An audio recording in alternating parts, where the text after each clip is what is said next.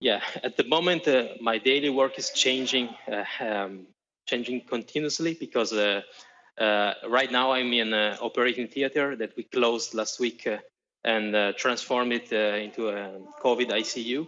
And this is the second block out of 3 in my hospital. So now we have a general ICU that is clean with no COVID patient. But now we canceled all the elective and non-urgent surgery, and we are using 2 other theaters for COVID patients. So we are expecting a surge in the next days, and we all hope that this surge will not reach the intensity of Lombardy.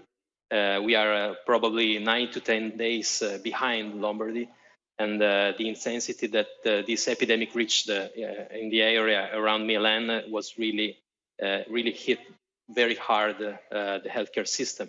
So many hospitals are nearly collapsing, and the forecast for the next 10 to 15 days is even worse. So this situation changed completely our lives in little more than 1 week.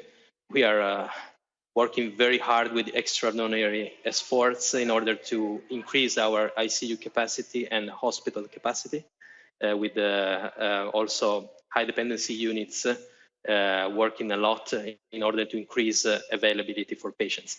But we are not sure that will be enough.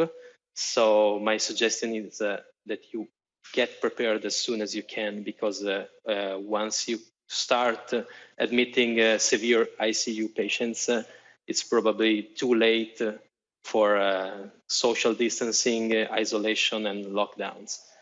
Yeah, on that note, Marco, with the measures that have been taken in Italy, almost complete lockdown, like you say, you don't expect that to have a huge effect for you over the next 9 or 10 days? We all hope that we'll see those effects in little more than 1 week, probably 10 days, but the next week will not be affected by the lockdown, because this is one of the characteristics of this disease, and especially of the severe cases. So this is an investment for the future, for the second half of March, and it is essential, otherwise we will collapse. But the next few days will not be affected at all by the lockdown implemented a few days ago. So what we know now from the epidemiologists is that a lockdown 24 to 48 hours earlier can have huge consequences 10 to 15 days later. Marco, tell us a little bit about the people you're seeing coming into ICU there, yes. and what you're seeing. Tell us what you see in front of your own eyes. Yeah, you know, it's true that for 9 people out of 10, they will experience a sort of mild clinical course like a seasonal flu.